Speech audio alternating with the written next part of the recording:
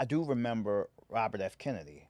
I only imagine what the world would have become if he had become the president. Wow. But I do remember him. He was speaking to a large black congregation, and he that night the king was shot. How he calmed them down because they were emotional, and Of course. but he didn't chastise them for being emotional. He said, "I understand how you feel. Mm. I lost someone in Brother. my family." Yeah, Talking lost about his brother. brother, Yeah. yeah, and how he went to Atlanta, and he was there. He did that long walk during the procession, the funeral, with next to Coretta Scott King.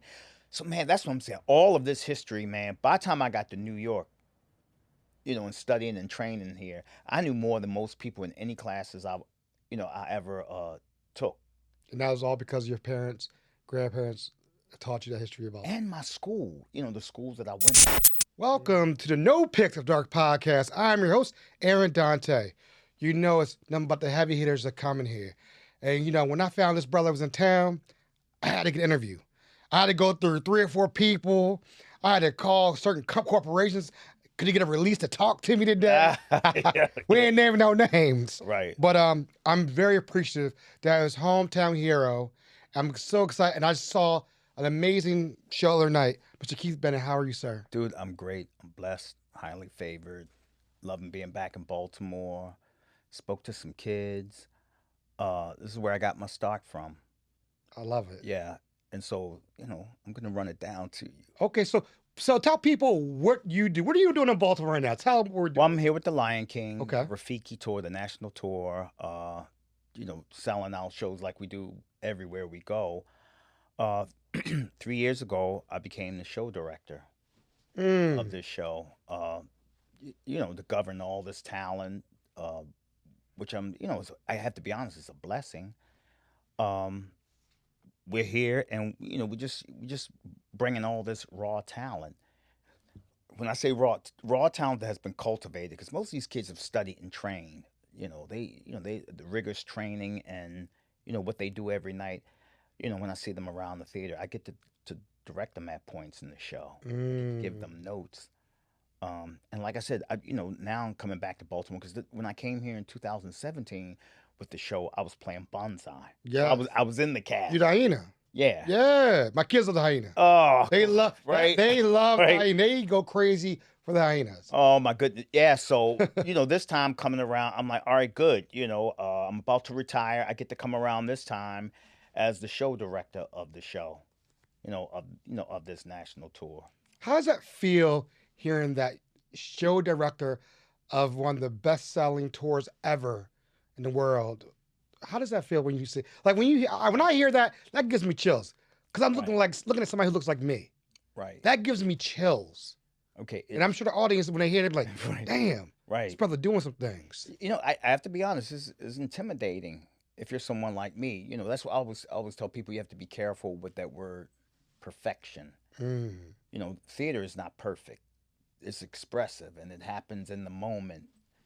So when something is happening in the moment, we shouldn't search for perfection. But I thought, oh my God, because it's a big thing. Mm-hmm. It's like a hit show. Is that one of the biggest hits on Broadway Mm-hmm. right now, and is playing in like all these countries and different languages and everything. And now I'm going to front this massive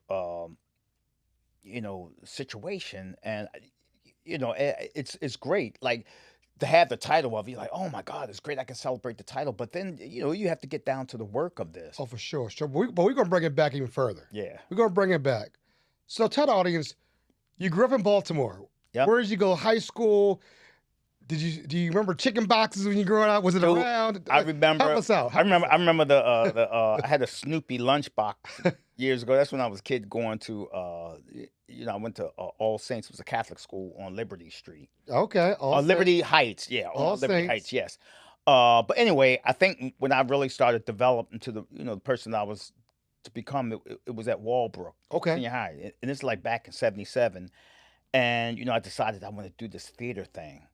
So I had a friend of mine, who he gave me the tools, You know, his name was Robert Ferguson. I Okay. gotta say his name. You know, he gave me the application to go and seek out Sabrina Ward and fill out the application to get an interview at Towson State University because they were taking a lot of inner city kids out to Towson State to Okay. study. They had the dance, they had the music program, and they had the theater program with Marvin Lusky, Dr. Dick Gillespie. That's where I first saw Charles Dutton out there. Oh wow. John Manlove, but it was my man Robert Ferguson who, pushed my career. And then my aunt Calverta, my cousin Adrian Johnson, they're the ones who took me, back then I went dressed real nice, took me to my first interview where I met this lady. I don't know where she is, Sabrina Ward, and they took me in their program.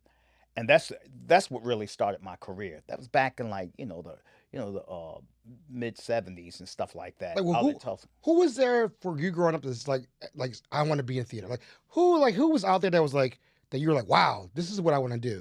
Uh Was there anybody you looked up to? well, I saw.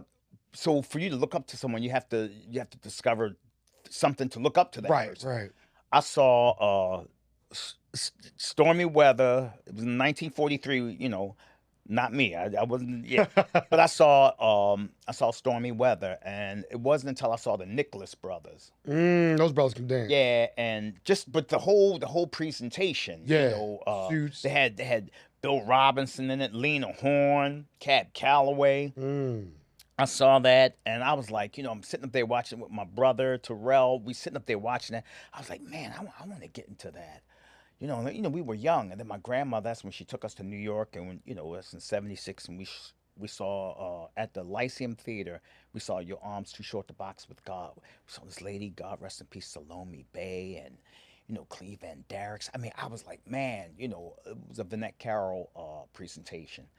uh, I saw that and I was like, look, this is what I want to do. So I went back, came back home, and just started like getting all information I could because I just didn't know anything. And that's when Robert Ferguson was like, he, helped me fill out the application, which got to Sabrina Ward, and I got to go and study at Towson, only to get back to Walbrook. And I was like, okay, this is what I really want to do. Okay, let me tell you about Walbrook too. They had like Miss Shara. I remember she was the counselor there. Okay. And she said, "All right, you want to study, music and drama?" You had this guy McElroy Hines. I can't believe I can remember these names. I mean, yeah, I'm impressed right now too. My teacher, Miss Vonador, was my English teacher. Beautiful women looked up to her, and Miss Cheryl Pastor. She was in charge of the drama department. Whoa, this lady blew my mind because she made me, as a young black kid, I'm studying all the Greek tragedies, and Street, Lorraine Hansberry and Tennessee Williams, all these great plays, and Henrik Ibsen, the father of modern theater, and she made me read all those books. I So like that. yeah, so I so like that. now I'm not just studying movement and dance and just winging it. I'm getting the academics behind what this thing is, and she was tough, you know.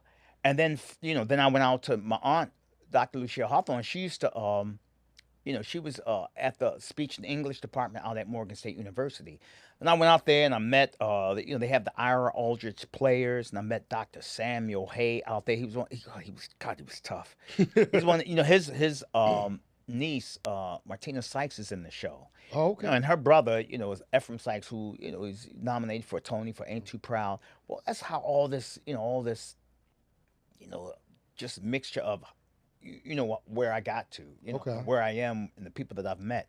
But I'm telling you, Miss Pastor, Towson State University, Morgan State University, and, Arena Players. I did a show there with the great Sam Wilson. We did a presentation of Yubi. That was like back in 1982. That was the first theater I've also. I can't tell you the name of the play, but that was the first theater I ever went to with Reading Players. Oh yeah, yeah. Well, back in those days, I don't, I haven't been in touch, but man, it's like the oldest. It was the oldest community theater Yes, on, I think in the I think country. it is. I think it's. It Yeah, might still be.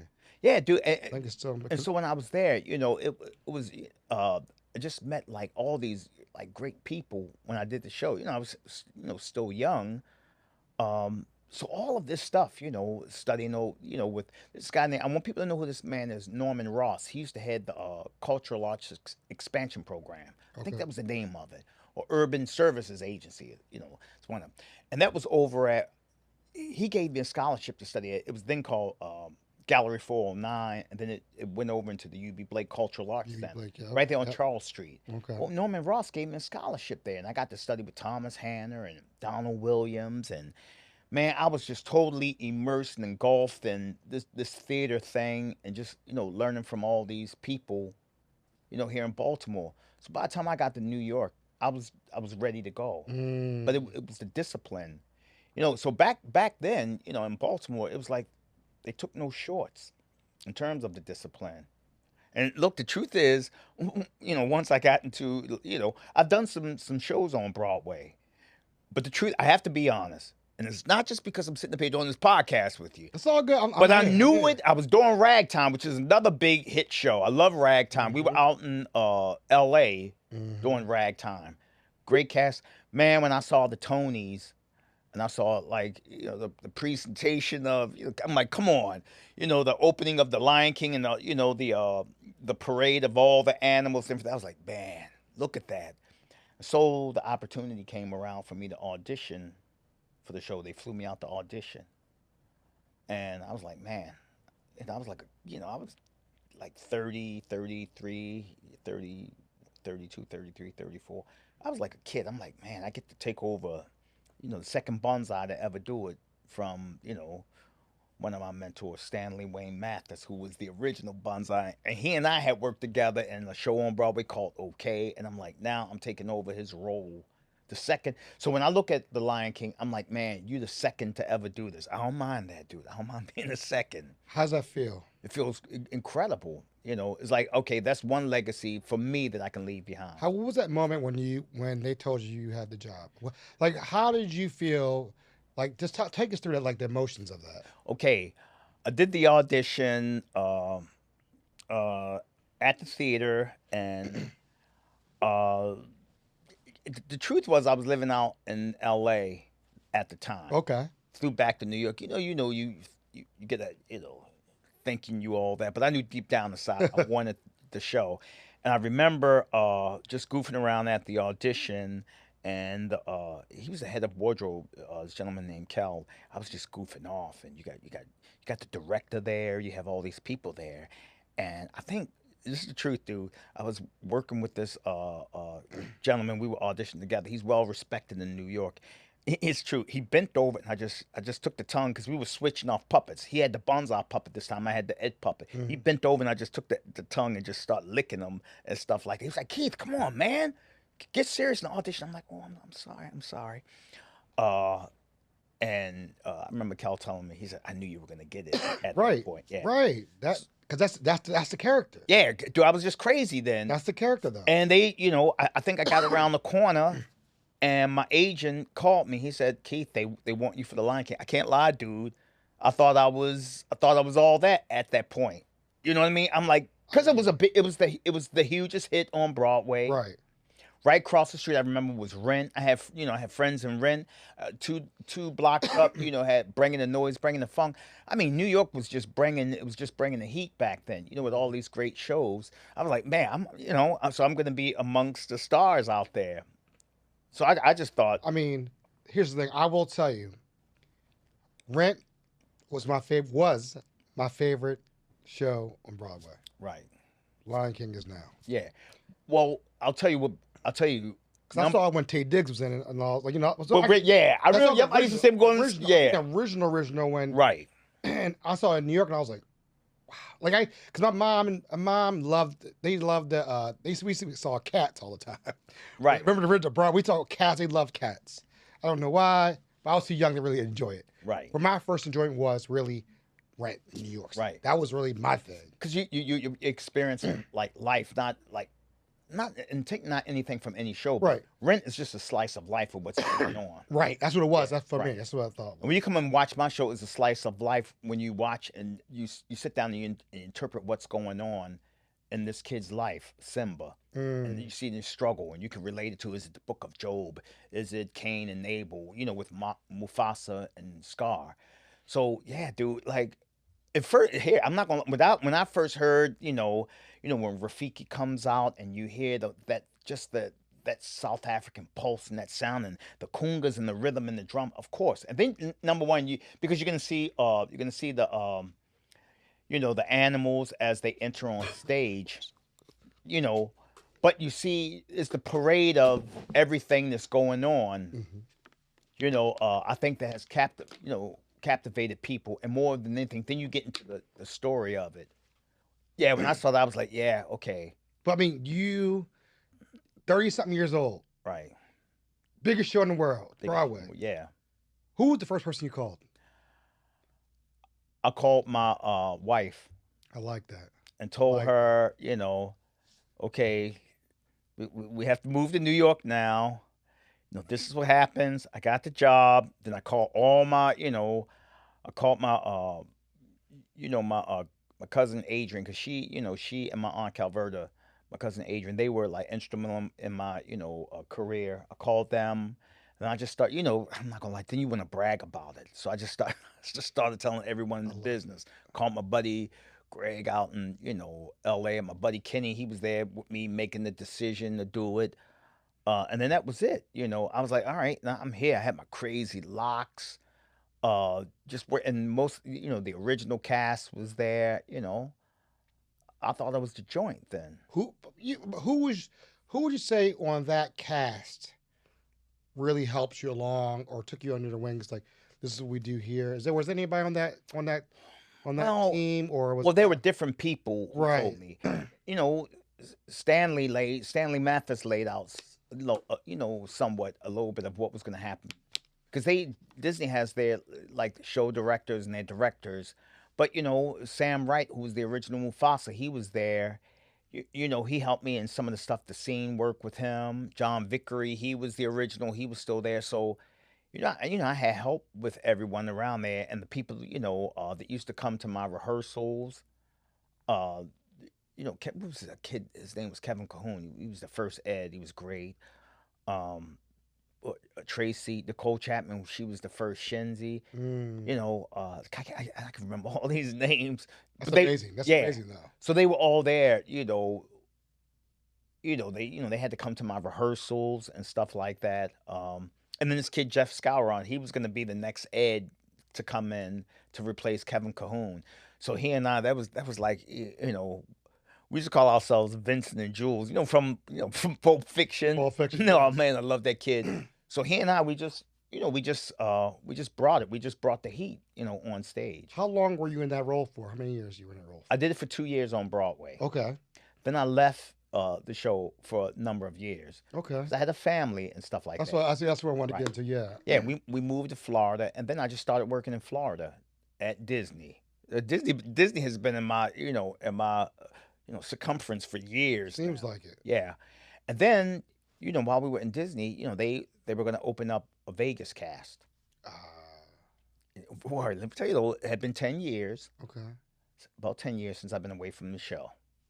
10 years, so I had to go on. They were like, okay, all right, you've been away for 10 years. You got to come back and audition. Yeah, well, Mm. here's the truth. I got the work ethic and the drive of a pit bull. It's the truth. My old boy Bruce Anthony Davis, may he rest in peace. He said, "Man, Keith, we were doing a show on Broadway called High Rollers." He said, "Man, you like a pit bull." So when I knew, my wife said, "Look, Keith, I went to the audition. She went to an open call Okay. because they said at that point we only want new faces. So Mm. we're older at that point." Is she in theater also now, right? Yeah, Okay. yeah. She's an original Fly Girl. Deidre Lang, that's my wife. Uh oh. Anyway, Uh oh. Uh oh. so anyway, she goes to the audition, and the casting director comes up to her, and he goes, "So where's Keith?" Because now at this point, it's all new people with the Lion King, Right. new worldwide show director, John Stefanick, love you, brother. These new people, Clem, love you, brother. They're all there, and so I go in an audition. They say, "Oh wow, all right, good, we like it."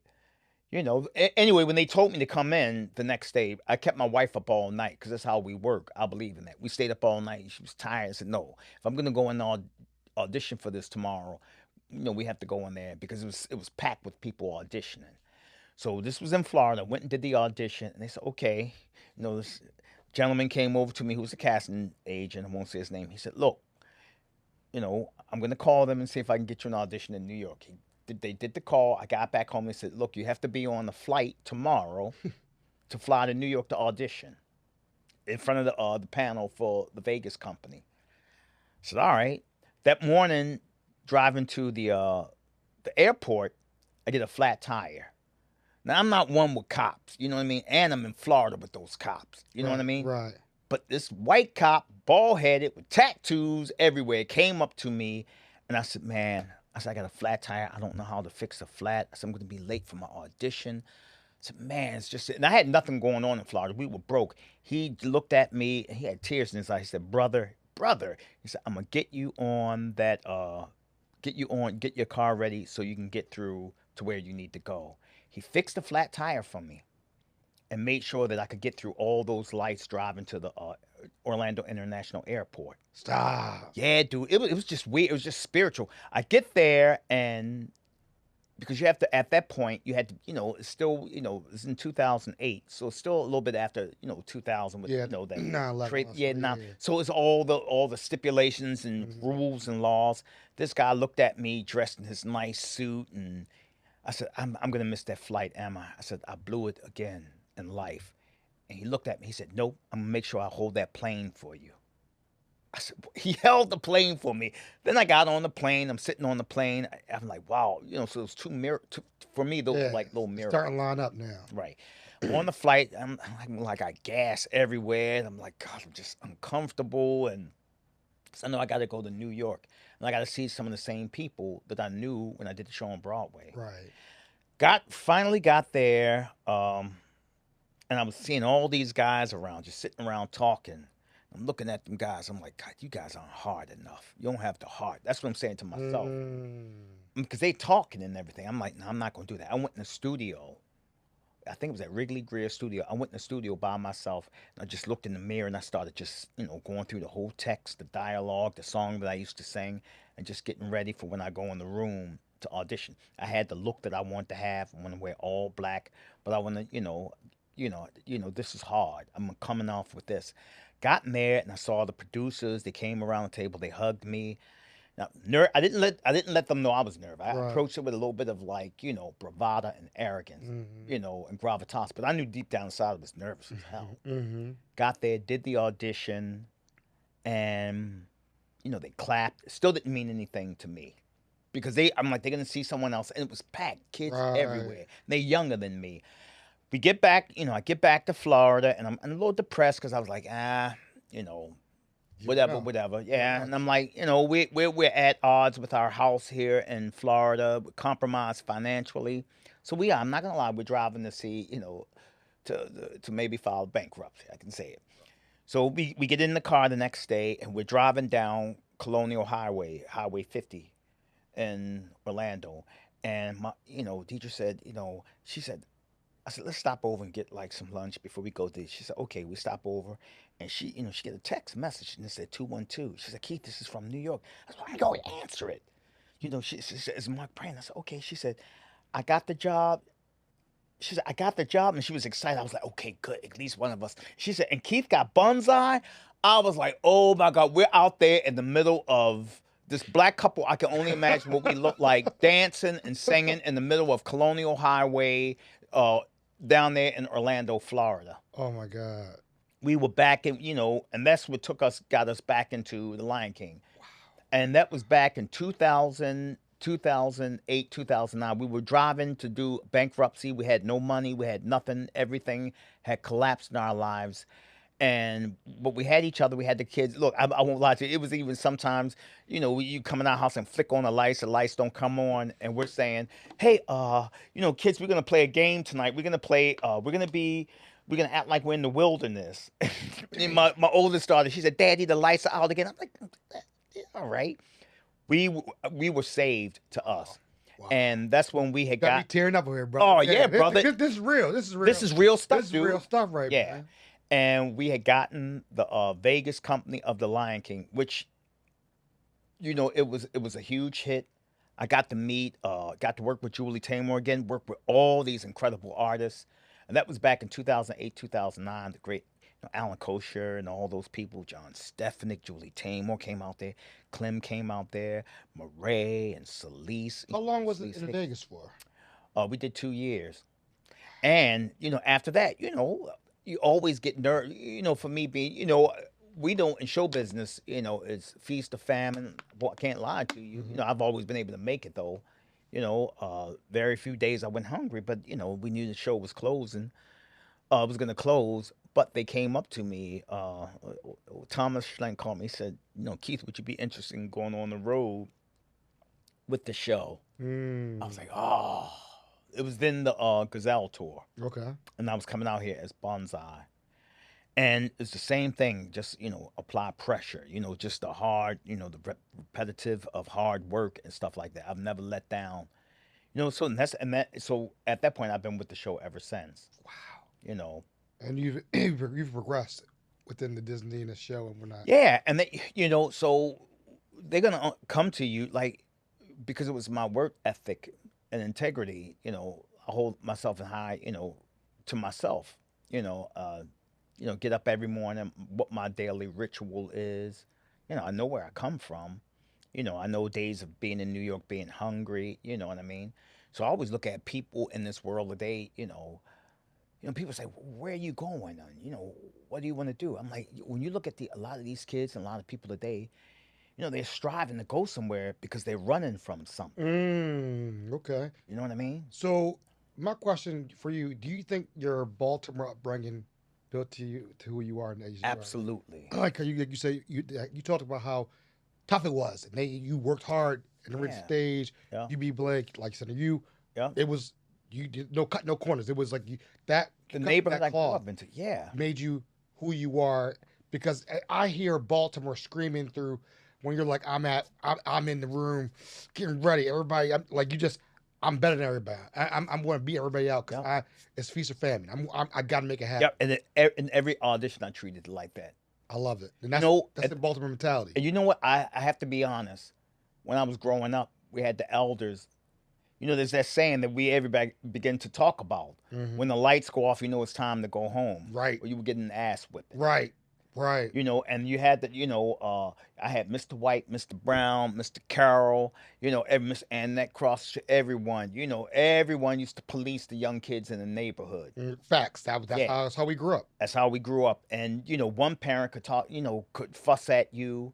Or, back in those days, you went to school, I saw a nun, tap a little kid Nuns, on the ass nuns. because he wouldn't Yes. behave. Yeah, dude, it was that level of discipline. Right. So don't get me into these politics about the way, Nah, where the country's gone. we ain't go there. But but like a lot of that discipline that we had in our own black communities and stuff like that. Correct. And when I got to Walbrook, like I told you, Cheryl Pasture was hard. Oh my, she was hard. You know what I mean? Those teachers I had up there at Walbrook back in those days were hard, and they, but the neighborhood, the teachers, everyone was invested in, procuring the best that they can out of the student. I had such a great time at Walbrook and those teachers. And yes, it was hard. The neighborhood was hard. I remember getting out. You have this situation called bullying. Yeah, I was bullied. Well, my cousin, when I used to hang, I would go over to my grandmother's house on Pulaski Street. Out in the back alley. They wanted to fight you. So okay, you gotta go out there and fight, Keith. We fought. We shook hands, and then we continued to play squares, Scully, or go play baseball. We were allowed to be kids back in those days. Facts.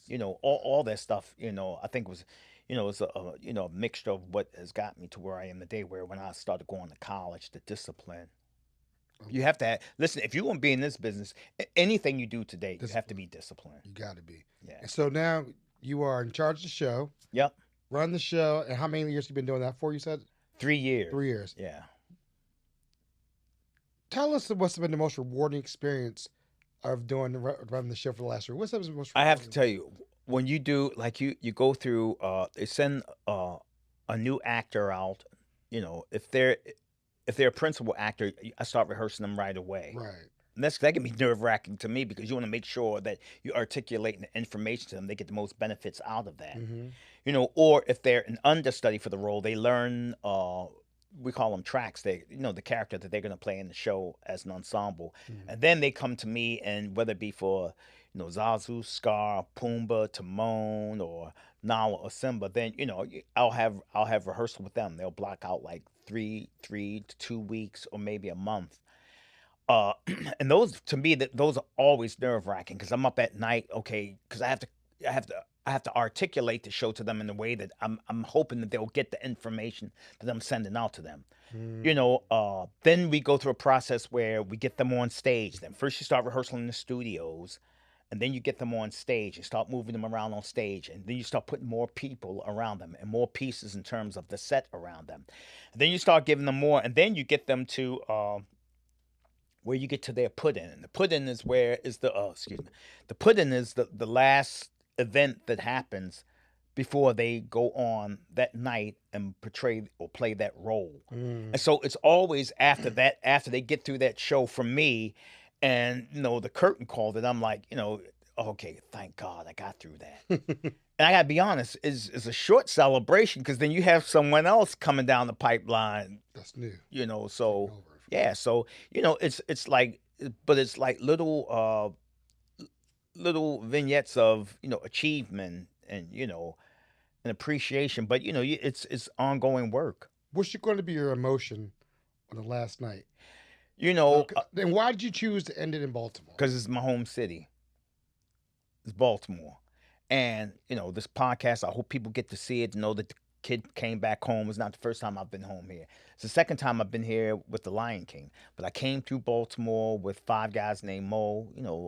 Came from Broadway. The tap dance kid came from Broadway, and I thought it was fitting to retire and end this thing here in Baltimore because this is where I started.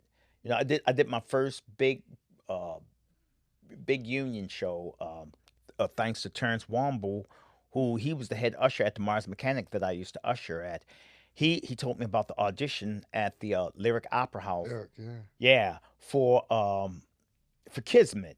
It's with when they used to have the Baltimore Opera Company, and they had Patrice Munsell, Eddie Bracken, John Reardon, all these great people. And Terrence Womble, who told me about that, was my first big professional show, and I got in the union, AGMA. I saved all my money that got me to New York. So I started here, my professional career here, and I'm ending it here. And I hope, God, I hope more than anything is that, like, to tell young kids, I didn't grow up entitled or privileged, and you don't have to, but you have to have a certain amount of like that fight. I was telling these kids, act, accountability, credibility, and take no shorts, take over. You have to have that in you. So I'm hoping my coming back here will just, I hope that it will inspire kids. And whatever is, they may not want to do theater, but it's what I'm telling you, that theater gave me, you had to have a discipline. But whether you want to be a lawyer, a doctor. One young lady told me yesterday she wanted to be an obstetrician. I was like, wow. I was like, what do they do? You know what I mean? But she was like, she got what I was saying about the discipline. So that's the thing I think coming back here and being in a big hit show. Everybody know the Lion King. That I get to come back here in this show and represent it in this way. Brother, you nailed it. You nailed it right there. Oh, Is good. there anything else you want the audience to know before we sign off? No, listen. I have love for my people. I have love for the world. I adore Baltimore. Is where I started. You know what I mean? Those people. And that's why I can remember those names. The Cheryl Pastors, the Terrence Wombles. The Ferguson, my man Ferguson, dude from Walbrook. Who got me my first. My first application. All these people. I wouldn't be here without those guys. My Aunt Calverta, my cousin Adrian, my brother, Terrell and Don, all those people, I really do thank Robert Ferguson though, because they got me my first, starting Marvin Lusky and all those people, Dr. Samuel Hay. It's my thing is not about me, it's to pay homage to the people that got me here. That's it. Oh, and I gotta be honest. Back in those days, his name was Mayor Schaefer. I don't know if anyone remember him. He had this Yeah, program, the Urban Services Agency. So they had those programs for a lot of kids back in those days. And they know Schaefer. Yeah, yup, you know who he is, We right? know who Schaefer is. Yeah, dude. Well, we appreciate taking your time, brother. Brother, you've been You're doing great. great things out here. My kids and I, family went to see it. My kids were blown away. The smiles on their faces is what all I need to see. When the animal parade came in the beginning, for Right. their eyes to glow and scream, and the people around laughing, that is what That's what it's all about. And I want to tell you, thank you for what you have done. Thank you for doing what you're doing. Thank you for opening up, telling people like it's always not the highs. Sometimes it gets real low. They're gonna happen. Things happen, but you made it through. Right. And then that whole story about how everything was happening. Right. But it was meant for you to be there. Right. And I always tell people in life, just in life, you can't force anything. No. It's gonna happen. Right. You can't force something you want something to happen tomorrow. No. It's when it's right. And I just want to say one thing. I want to tell everyone. They're gonna happen. The lows. Yes. Yeah, the lows in your life, unfortunately, will happen. But fight through it, because the highs that's what you'll appreciate. So one day it's raining and you want to go outside, the next day it's going to be sunny. That's how life is. And it makes you appreciate those highs. Brother, appreciate you. Man, come on, brother. Yo. All right, folks. Guys, before you leave, are you going to eat crabs while you're here or what? Oh, dude, I had crabs. Come on, Baltimore. You got to, everybody been telling me, Keith, you got to go to Coco's. Oh, that's my spot. Yeah, so That's my spot. I'm going to get, Monique Maget. This young lady is dope. She's coming through. She's going to be taking over as the RD. She and I, we're going to have to get out there. Gotta go to Coco's. Got to go to Coco's. Why are you in Baltimore? Gotta get the crab cake, man. Right, Gotta come right. get one. Yeah. Well, and you haven't got a half and half yet? You haven't got the lemonade iced tea? You haven't Oh, got the my mix? God. No, dude. I know you. I'm just saying. I know. But Right. but you back home though, and it's just we really appreciate everything you've done. Thank And salute to you. Thank you for and thank you for sharing your story. And I really appreciate you taking time to do this. Thank you for the crew from TBC for making this happen. I really appreciate you guys for making this happen. Yeah. And folks, love, peace. We're out.